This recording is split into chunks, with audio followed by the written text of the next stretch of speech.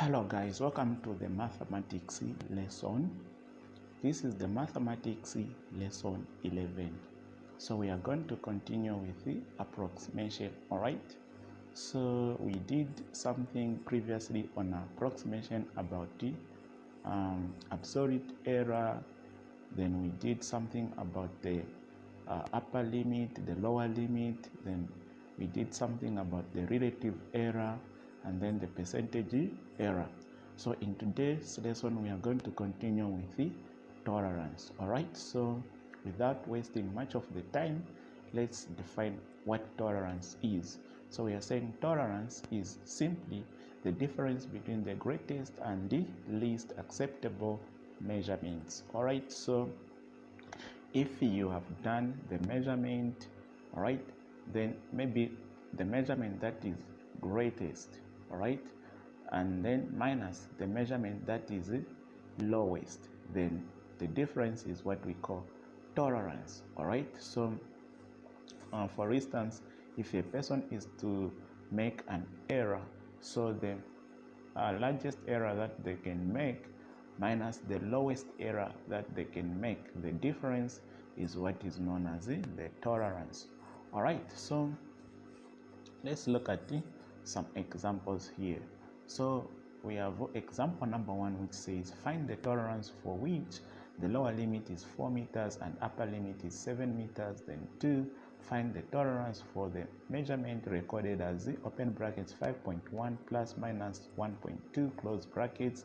Then 3, find the least and greatest possible measurements for the measurement recorded as open brackets 7 plus minus 1 close brackets grams. Then 4, find the maximum and minimum mean for the following measurements: 3L, 4L, and 7L. All right, so let's start with number 1. All right, number 1 says find the tolerance for which the lower limit is 4 meters and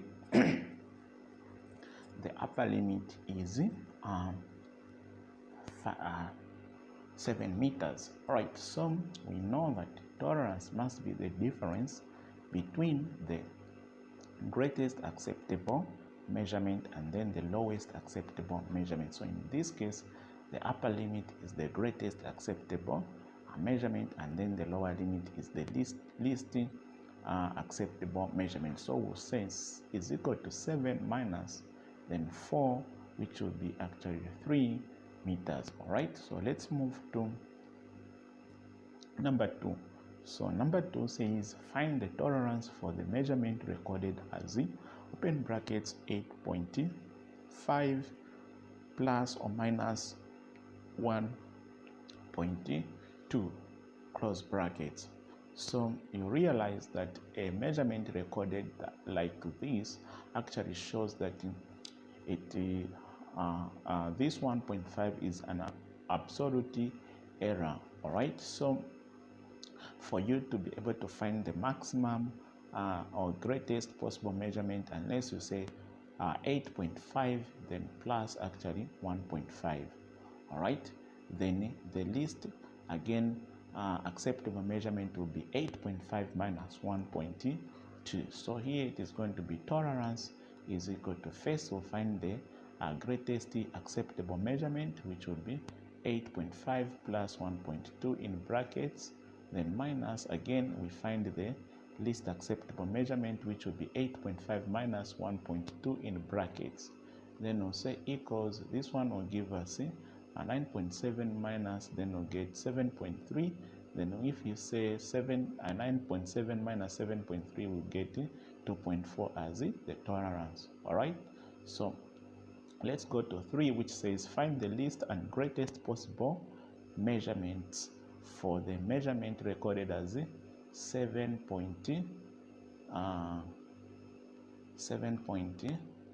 that. All right, so that's what I want to see. All right, so now they're saying find the least and the greatest possible measurements for the measurement recorded as open bracket 7 plus minus 1 close bracket grams. All right, so let's do 3. So again for 3, it is also in the similar way, but here they want us to find the greatest and then the least and greatest possible measurement. So this one, it will be simple. So say greatest possible measurement is going to be equal to get 7 plus 1 first grams, which will give us 8. Then the least possible measurement will be again 7 minus 1 gram, which will be equal to 6 grams. All right, so let's move to question number 4. So question number 4 is here. So question number 4 says find the maximum and minimum mean for the following measurements: 3L, 4L, and this 7L. So these could be liters or whatever it is. Now they want us to find the maximum and minimum mean. So you know mean is an average of whatever quantities you are given. You total or you find the sum of the quantities given, then divided by the number of those quantities. Now they want a maximum mean and then a minimum mean. So first of all, we need to find the error. You know it's a measurement, so it needs to have errors. All right, so we'll find the least unit of measurement, which is going to be equal to 1, because these are whole numbers again. So again, then absolute error again will be half of the minimum or the least unit of measurement, which would be actually 0.5. All right, so now to find the maximum, we get 0.5 and add to each of these. So if we add to each of these, we'll get the upper limit, which will be 3.5, 4.5, 7.5. We have added 5 to each of these. Then again, we'll find the lower limit, meaning we subtract 0.5 to each of these to get these 2.5, 3.5, 6.5. Then now that's when we'll find the maximum mean, which is going to be the sum of the upper limits divided by 3. And then we are going to say sum, you add all these upper limits, then divided by 3. Then when you add, you get 15.5, then you divide by 3. Then 15.5 divided by 3, you get 15 liters as the maximum mean. All right, so again, for minimum mean, again, you are going to say minimum mean will be equal to sum of the lower mean, this one, over 3. Then you say you add them, the how many? 1, 2, 3. That's why we are dividing by 3. So you say this, you add divided by 3. Then when you add these, you get 12.5 divided by 3. When you divide 12.5 by 3, you get 4 liters as the minimum mean. All right, so we come now to another topic called the sequences. So without wasting much of your time, let's ask this question: what is a sequence? So we are saying a sequence is a list of numbers arranged in a definite order.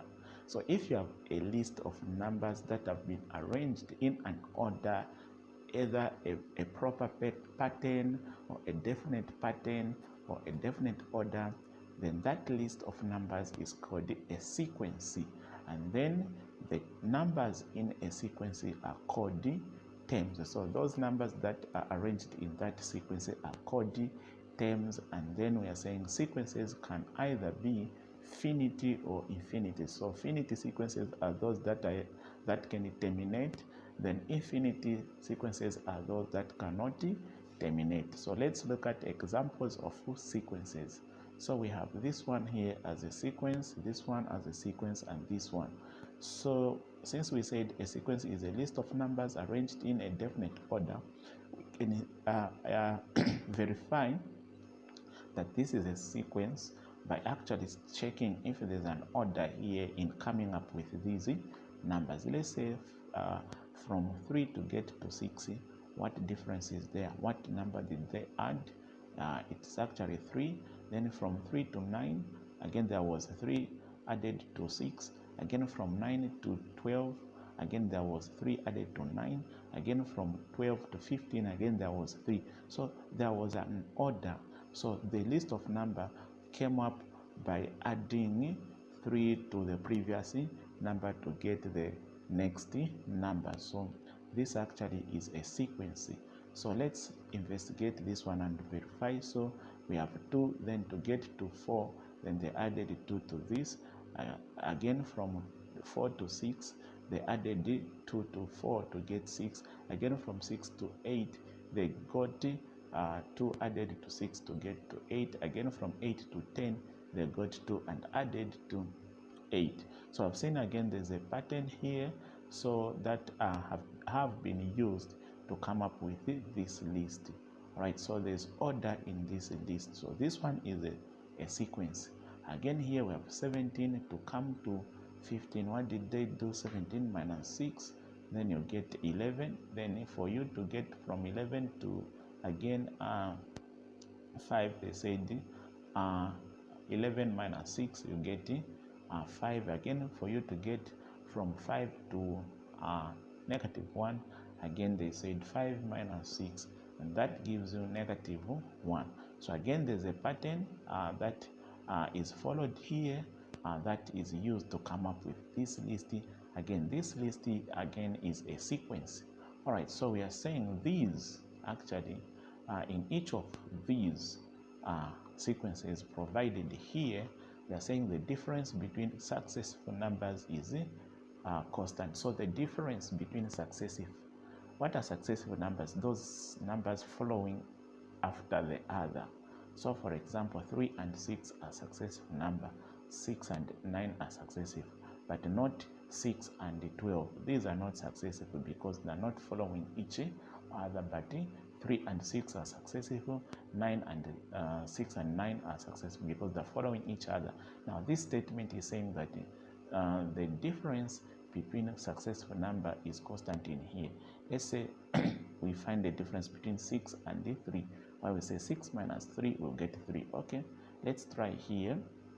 9 minus 6, we are still getting 3.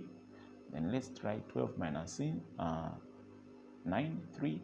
All right, 5 minus 15 minus 12, we are still getting 3. So yeah, there's a common difference here, which is a 3, 3, 3, 3.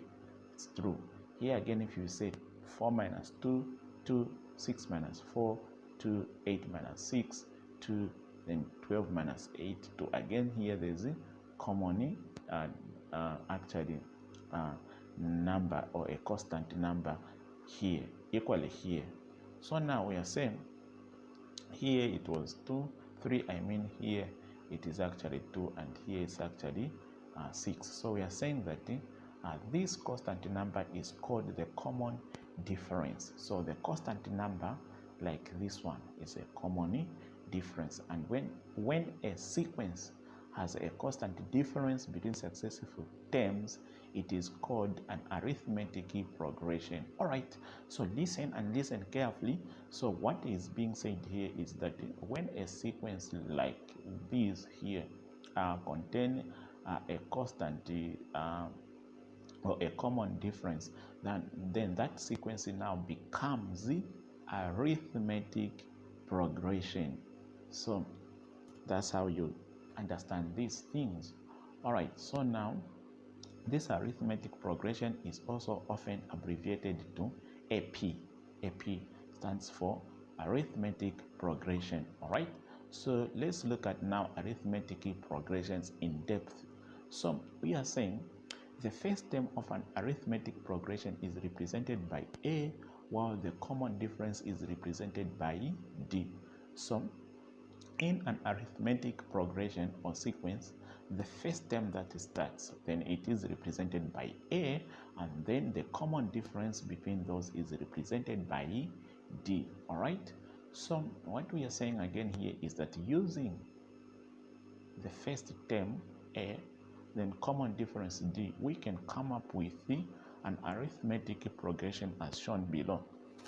So just using these terms here, we can come up with an arithmetic progression or a sequence of numbers.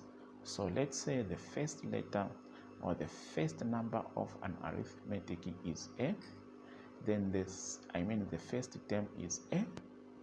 All right, using the first term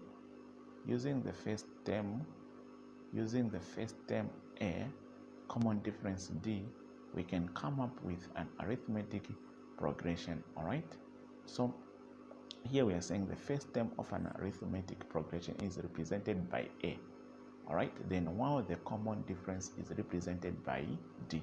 So in an arithmetic progression, the first term is represented by A, then the common difference by D. Now what is being said here is this, that using A and D, we can come up with an arithmetic progression as shown. So we know A represents the first term, then D the common difference. So we saw that if you get A plus the common difference, then you make another new term. Again, if you get A plus the common difference plus another common difference, you make again another term. Again, if you get A plus common difference plus common difference plus common difference, you get another term. Again, if you get A plus common difference plus common difference plus common difference plus common difference, you get another term here. So this again can be used to generate an arithmetic progression. All right, so let's simplify this one. Let's say A, so this one will remain A plus D, then this one will be A. If you say A, D plus D, it will be actually 2D. All right, then here A, then here we'll say D plus D plus D, it will be 3D. All right, then here we have A, then we'll say A plus, then D plus D plus D plus D, it will be 4D. All right, so this now becomes simple like this. So this can be used to generate an arithmetic progression like this one. All right, where A is a 3, then the common difference here is actually D, which can be found by saying 6 minus 3, which is 3. So let's say A, we know that the first term here is actually 3, then the common difference between 3 and 6 is actually 3 again. So put D is equal to 3. When we start substituting here, where there's A here, we'll put 3, then comma there, then again here we'll put 3 here, then this plus comes here, then D we put 3, comma, then A again we put 3, then plus, then 2 times C, D is a 3, so 2 times D, which is a 3, comma, then we get this one again, 2 plus 3 plus this 3, then times D, which is a 3, here 3 times 3, then we get this one, which will be again 3, then 3, then plus 4 times D, which is a 3. Then we are saying when we start add, this one comes a 3, we say 3 plus 3, 6. Then here we say 2 times 3, which is 6, plus 3, 9. Then here we say 3 times 3, 9, plus 3, 12. Then here we say 4 times 3, 12, plus 3, 15.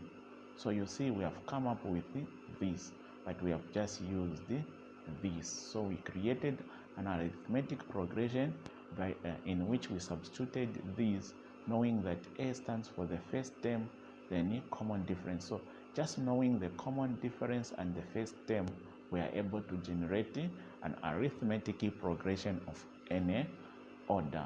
All right, so we can also do the same to this one.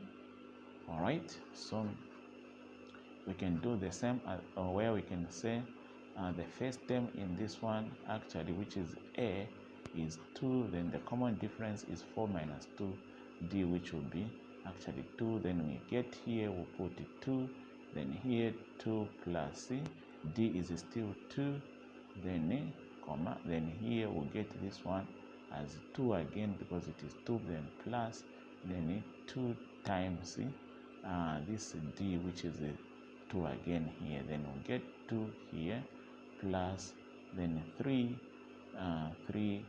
here times D, which is 2, then we get that one again, which is 2 plus, all right, then we get this one 4 times D, which is 2, then again we will now generate, so 2 comes here, 2 plus 2, 4, 2 plus times 2, 4 plus 2, 6, then here 3 times 2, 6 plus 2, 8. Then here we'll say 4 times 2, 8 plus 2, 10. So we have generated this as this using this format just by replacing the first term and then the common difference here.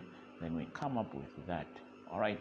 So as well, this one I came up with also this other one here, but I will not bother. I will just do it first because I have already gotten the idea of what has been going on. All right, so we are saying now that this same one here now can be now generalized in this form. So we are saying this A is used for the first term, then this one is used for the second term, then this is used to find the third term, this is to find the fourth term, this is the fifth term, then this one can be used to find the nth term. So what is the nth term? The nth term is any term that you would want to find really, which isn't specified to say maybe the 20th term or the 5th term, but even when it is specified, but where they have just said find the nth term of a sequence like this one, arithmetic progression, then you can use this. Now, how did we arrive at this? So it is simple arriving at this. So you check that, for instance, if you compare the fifth term here, the fifth term is found by A plus 4D. So you are getting 4 times D plus A to find the fifth term. Equally here, if you check, for you to get for the fourth term, you are getting 3 times D then plus A. Now there's a pattern that is being followed. The term that is being found and the value that you are multiplying with the D, there's a relationship. So this value here can be found if you say 4 minus 1, it still gives you this. Again here, if you say 5 minus 1, it can still give you that. So here also we said, all right, what of the nth term, the term that we haven't specified its number? So how can it be found? So we are saying, okay, that term now can be found by just getting n minus 1. Then this one is what can be multiplied with D. All right. So that's how this one was arrived. And this one now becomes our formula. So we are going to say the nth term therefore can be found by A plus n minus 1 close brackets times D. And this one becomes our formula. And this formula is called the general term because it can be used to calculate any term of the arithmetic progression. So any term of the arithmetic progression can be calculated by this. So this one actually here, it is this one, this one, this one, this one, this one. So this term here. All right, so let's move and look at some examples. So we have an example here. All right, number 1 says find the next 3 terms in each of the following sequences. So we have A, this, B, this. Then 2, find the 37th term in the sequences 16, 7, negative 2. Then 3, find a formula for the nth term of the AP 24, 35, and 46. Then this one is supposed to be 4. And they're saying find the first 4 terms of the AP of which T12 is equal to 89 and then T19 is equal to 131. All right, so let's answer number 1 here. So the first thing first is to write the formula, which is Tn is equal to A plus n minus 1 close brackets times D. All right, so what they want us to do here is to find the next 3 terms. So in A here they want, so this is the first, then the second, the third, the fourth, then there's another one called the fifth. So they want 3 more, so they'll have the 5th, the 6th, the 7th. So those 3 more can be found. They are the one they want us to find even in here. So for us to find this one, we know that in this formula here we have to substitute So we are going to say we are trying to find the sixth, right? First we'll start with the fourth. So 1, 2, 3, 4, 5, the fifth first. So meaning n here now, the term we are trying to find is 5, the nth 5, meaning the term is at position number 5. That is the one we are trying to find. So, and that one is called the fifth term. All right. Then we also need to know the common difference. So common difference, which is actually 12 minus 9, which will be actually 3. Then the first term, actually 9, is represented by a. So a is equal to 9. Then we'll start substituting. So since we are finding the fifth term, even where there's n here, we'll put the fifth term. N is equal to 5. So that's the one we are finding. Then a will put 9. A is 9. Then plus, then n is 5. So 5 minus 1, close brackets. Then d is equal to 3. Then what we are going to do is equal to 9. Then plus 5 minus 1, 4 times 3. Right, so 4 times 3, which is 12. Then 12 plus 9, which is going to give us 21. So we have found the fifth term, which will come here, is 21. All right. So now let's find another one, the sixth term that will come after 21. So say now n is position number 6. The term that will be at position number 6 is the one that we want now. All right. So what we are going to do again is to substitute. So we are saying t, now it is the sixth term is equal to, now we already found a is 9 plus, then n, we said it is 6 minus 1, excuse me, close bracket, d, which is 3. Then we say equals 9 plus 6 minus 1, 5 times 3. Then we are going to say 9, 3 times 5, which is 15 plus 9, 24. All right, so this is the sixth term that will come. Then let's find the seventh term. N is equal to 7 actually. Then again we'll say t, it will be now seventh term is equal to a is still 9. Then we still have plus here. Then n is now 7. Minus here comes here. Then 1. Then close bracket. Then d, which is still 3 here. Then we'll get equals then 9, 7 minus 1, which is 6 times 3, which is going to give us actually 27. 6 times 3, which will be actually 18, plus 9, 27. All right, so these are the terms. So we are saying the next 3 terms which we are being asked for A are now 21, 24, and 27. All right, so let's move and look at the other question, which is B. All right, so let's answer B now. So in B again, the formula remains the same. However, we need also to identify what N is. So we have these terms here separated by comma. So we have the first term, the second term, the third term. So the 3 more will have the fourth term, the fifth term, and the sixth term. So meaning we'll start with the first, the fourth term, which means N is going to be 4. Then also the common difference D. The common difference is found by subtracting the second term from, or the first term from the second term. So get this one here. The common difference is equal to this one minus this one here. All right, so which is going to be this one, no brackets, they will not do anything. So this times that, negative times r, it will be actually negative r.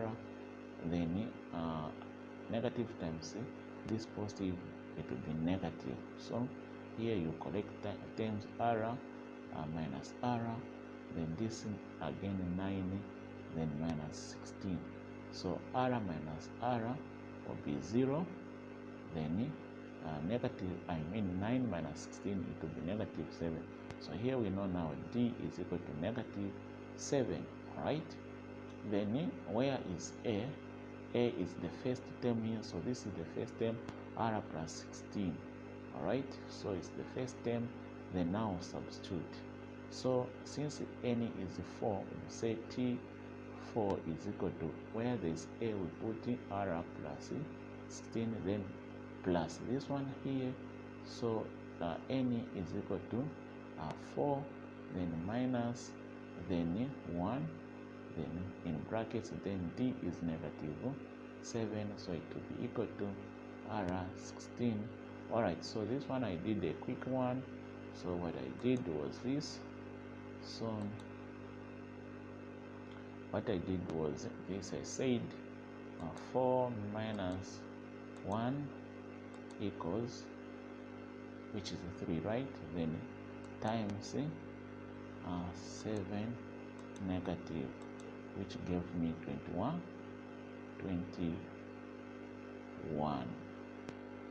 All right, so now, which is what we are trying to do, so plus, then this one times that one, 4 minus 1, which will be 3, then times negative 7, which now this one gives us this.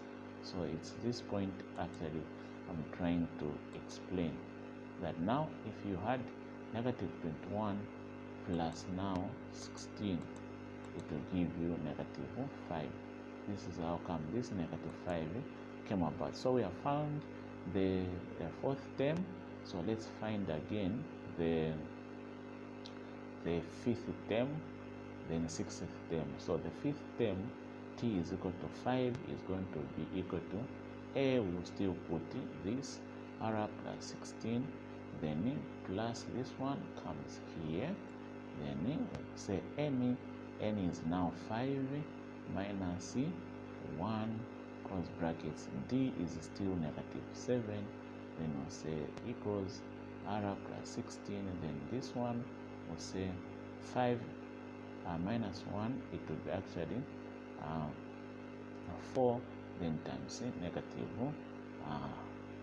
7, then which is going to give us r minus 12. All right, so we have found again the fifth term. Now we are remaining with the sixth term. All right, so the sixth term, now we are changing here, putting 6, so it will be 6 here. All right, n is equal to 6, here n was equal to 5.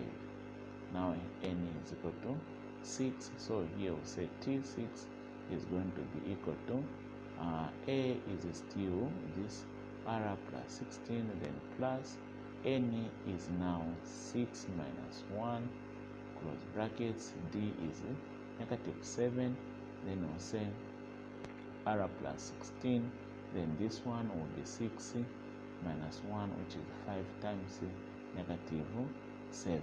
Then when you evaluate this, we get negative r minus negative 19. So which means that we have managed to find them. So the three are, we are saying the next three terms are r minus 5, then this one r minus 12, and r minus 19. All right, so let's find which one to find the seventh term and the sequence in the sequence 16, 7, and negative 2. So we find the 37th term in the sequence 16, 7, negative 2. All right, so let's push this one up here. So the formula remains the same. So a here, the first term here, a is actually 16. All right, then the nth term, the position of that term they want us to find, it is at position number 37. 8 in the numbers. So this one, position number 1, position number 2, position number 3, position number 4, number 5, number 6, number 7, up to position number 38. So at position number 38, they want us to find the number that is there. So find the 7th term in the sequence. So that term which is at position number 37 is what they want. So now N here stands for the position of that term. All right. So now what now we are going to do here is to say N is equal to 37. All right. Then D is the difference. 7 minus 16, which is going to give us negative 9. All right. Now we will substitute. So same T. Now here we are finding the 37th term.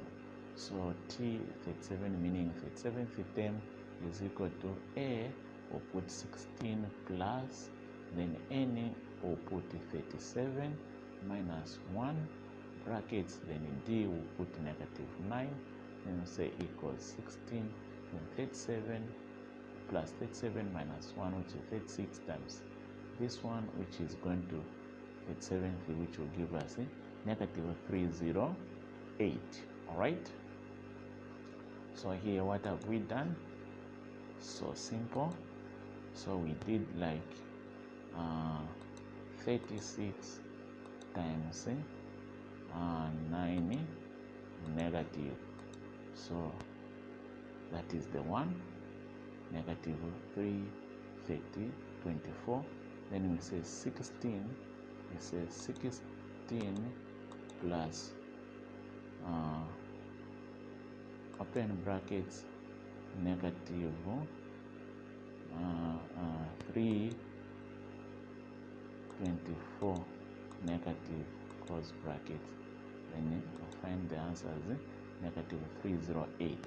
All right. So let's go to question number 3. So question number 3 says, find a formula for the nth term of the AP 24, 35, 46. All right, so we'll push this one a bit up here, and then we are going to bring our general formula of the arithmetic progression. Then we are going to identify first. All right, so before we do the things that we are about to do, understand the question says, find a formula for the nth term of the AP. So they want to find the formula for calculating the term that will be at position nth. So they have not told us that position. If they told that position, then we would even know the actual number or the actual term. Now here it's just the formula for calculating that term. All right, so in answering this, we'll find out the first term, which is represented by A, is equal to 24. All right, then D, which is the common difference, 35 minus 24, which will be 11. All right, so this is the information just provided. Then what we are going to do now is to get nth. So nth term, which is this one, Tn, it will be equal to where there's A, 24, plus where there's N, it is still nth, then minus 1, then close where there's still put 11, and we'll say equals 24, then we'll say 11 times N, it will be 11N, then 11 times negative 1, it will be negative 11. Then when we collect like terms, nth term will be equal to 24 minus actually 11, which is going to be 13, then plus 11n. So this one will be the formula for finding the nth term. So you are going to find question number 4 yourself, try it, but as for now, see you in the next lesson. I hope you enjoyed this lesson. Bye.